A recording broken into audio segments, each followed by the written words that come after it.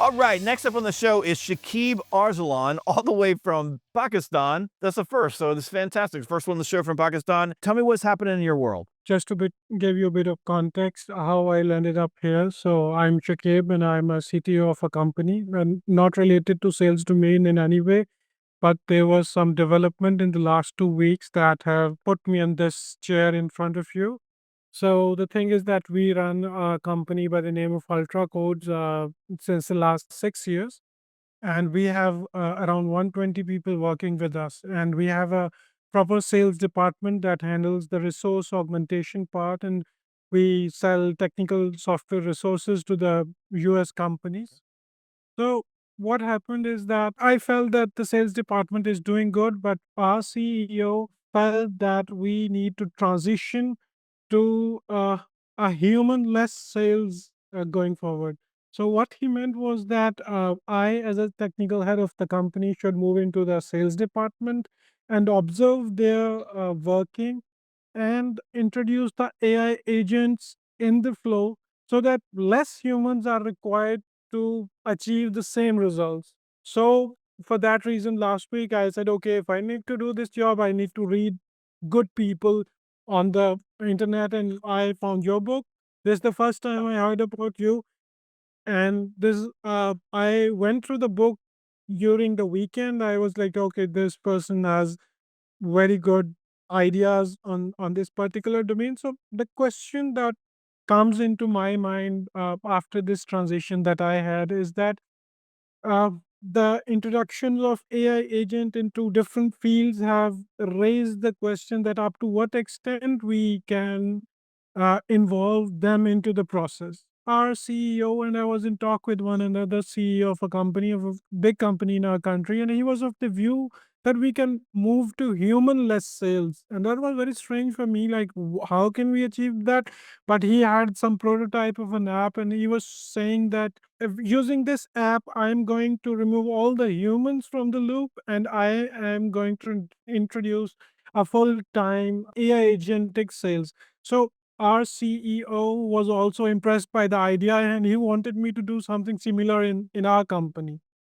So my question is that, okay, I'm going to do it, but what are your opinions on Yeah. this aspect of sales? That will it be the right idea to go humanless, and up to what extent? My personal opinion is that I should keep the humans in the loop and don't remove them at all. Could I go to your website and click a button and buy it?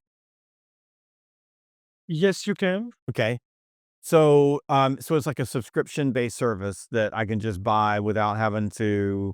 Actually, we sell human resources like technical resources, developers, and the soft related to the software field. And we have this website of our company on which we have listed them also. So there, the both the ways are there. You can come to our site. You can click a button and you can avail the services. And the other way, we have to reach out to you and we ask you to avail our services. Yeah, both things are in play. If I'm gonna buy overseas talent that's gonna help me in my company, I'm the CEO of this company, and I'm gonna bring you in and let you into my systems and help you build things for me or work through my IT problems, I'm gonna wanna talk to somebody. There's no possibility that I'm buying services that involve you doing complex things in my systems without talking to another human being. None whatsoever. I use a couple of different apps where I've got people that work overseas for me, but the relationship was built. In fact, I've been overseas to meet them personally, but they're a big part of my company. I count on these resources like your resources for my organization. If it's complex, I need to deal with people. Sooner or later, I'm going to want to talk to somebody. If it's something that I can buy that's not complicated and doesn't require a lot of risk and I can push a button, the easiest way to go humanless is marketing. Because all you gotta do is just go buy enough pay per click, and, you'll get enough people coming in, and then they'll buy your stuff. You don't need AI for that at all. I mean, you can have an AI chatbot that if they got questions, they can ask, but you're just gonna have to spend a lot of money to get people to come to you. But again, you're gonna have to have a compelling enough offering on your website that people can buy without needing you. And by the way, that's been happening since the early 1900s, at least in the US, where we had catalog sales, right? So people could order something in the catalog. And then we went to e-commerce and you can go to Amazon or wherever else. And, I buy software all the time that I don't need a human to help me with. I mean, I bought a $12 a month voice activated AI software the other day to test it out. I didn't need to talk to a human for that. If I was going to run that across my entire enterprise and it was going to cost, $100,000, I'm probably want to talk to somebody.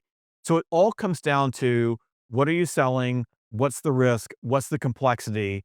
And can people buy it without having to talk to someone to make sure that they trust it and they feel comfortable making the decision on their own? If you have all that, then easy to go sell without humans because all you got to do is bring them to your website.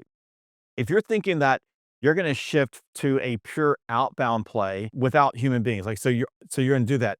You're not gonna do it by voice. The technology is trying to catch up, but it just doesn't exist in a way that's gonna allow a voice to call somebody and have a conversation with them about something that's complex, because as soon as they start throwing complex objections at them or they want to have a conversation, the AI is going to completely break down.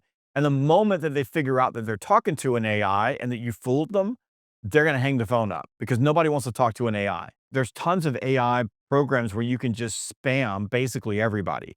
So you just send tons of email. And it's one of the reasons why email as a sales channel and to some extent a marketing channel has really diminished in its effectiveness over the last 24 to 36 months because there's so much AI slop that's being thrown at people that they're basically just deleting everything. And here's what's important about this. The people that you're marketing to for your services are true decision makers. Like, I got to have money and budget in order to hire you. If you're spamming me, as soon as I figure out that an AI sent it, and it's not too hard to figure that out, I'm going to block your URL completely. And the reason I'm gonna block you is because I realized that as the AI is relentless. It's gonna come back the next day, the next day, the next day. If I think it's a real person, I probably don't block it because I know that you'll give up in a couple of tries. What'll happen and what a lot of companies have figured out is you take your whole list of people that you're marketing to and you run them in your AI engine so you can go humanless in sales. The AI is gonna burn your list in less than 30 days and you're gonna have no list left. You'll probably get some results, then everything's gonna drop off the face of the earth.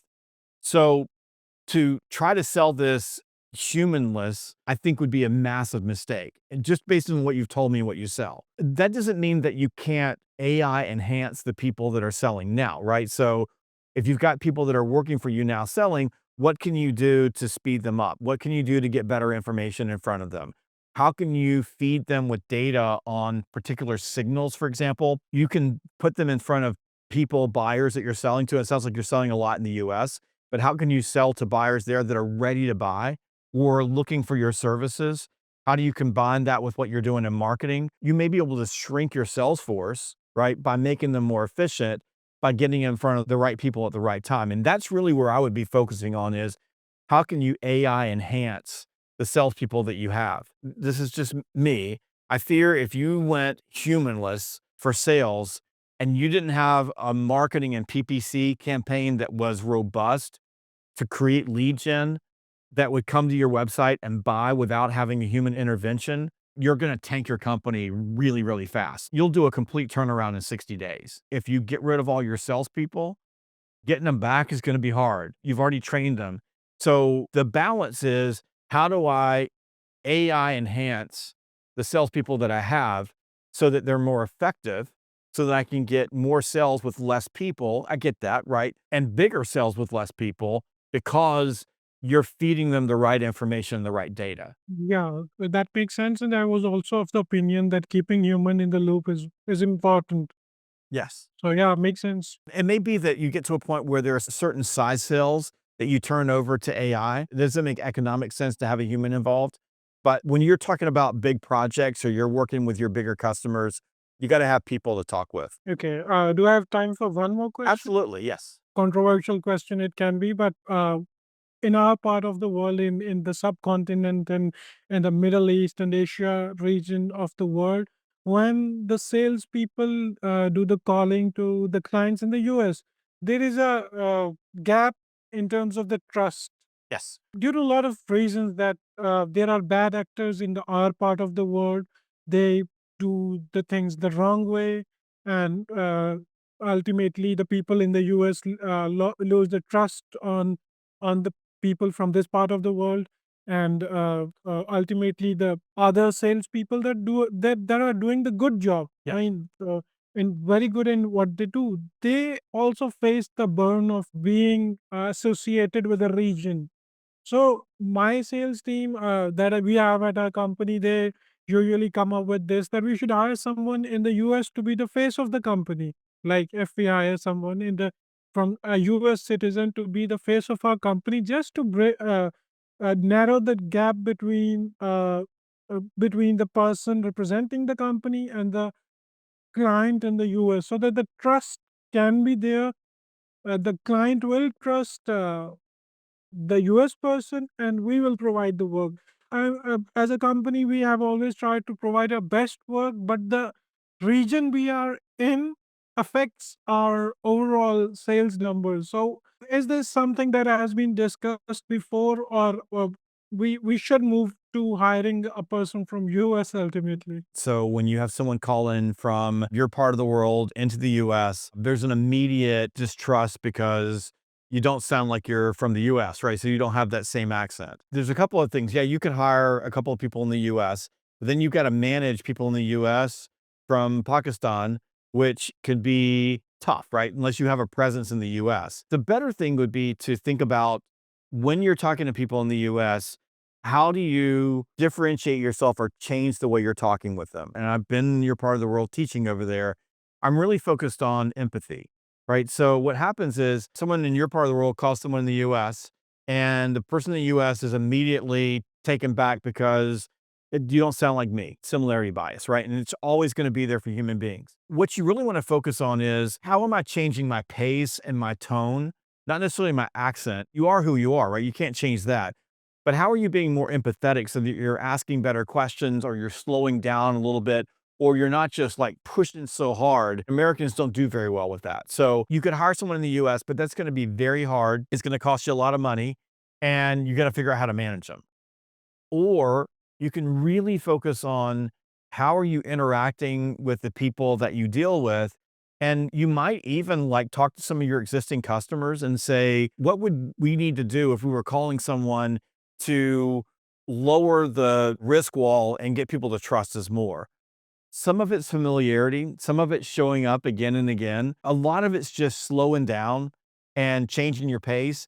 And I would say being authentic, which is really hard to just laugh at yourself and go, look, we do really, really good work here, and I just want a little bit of your time.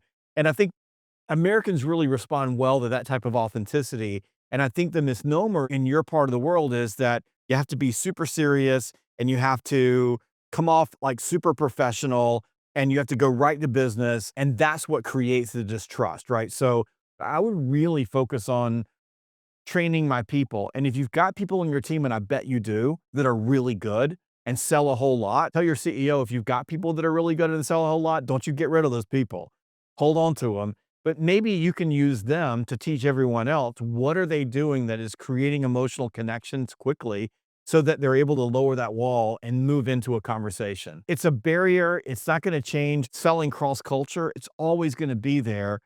But the one thing that's like always true, no matter where you go, I don't care where you are in the world, if you smile, if you're polite, if you're yourself, if you're nice, if you're authentic, if you can laugh at yourself, I don't care where you are, you can get along with other people. Thank you, Jeb, for answering in so much detail. Well, thank you so much. Thanks for jumping on. Thanks for buying my book. I appreciate it. And thanks for coming in from Pakistan. I hope more people from Pakistan are listening, and then we'll come on in too. Thank you so much. The more complex a decision, the more a buyer needs a human in the loop who can cut through the noise, build trust, and make it easy to say yes. Buyers are looking for confidence in their decisions, and complex decisions will always require human beings. The less complex a decision is, the more at risk a sales team is to automation. So, as you're planning out your next moves, always be sure to check out one more resource, one more article, and one more way to level up your sales skills so that you can be in the top 20% when it matters the most. And this is why sales leaders all over the world are turning to Sales Gravy University, so that they can help their teams level up the skills one lesson at a time. Go to salesgravy.university to check out our entire catalog right now. That's learn.salesgravy.com, learn.salesgravy.com, and I'll catch you next time on the Sales Gravy Podcast. Thank you so much for watching this video. Please make sure to click like and subscribe so you never miss a single video. And if you want more sales training content, go to learn.salesgravy.com.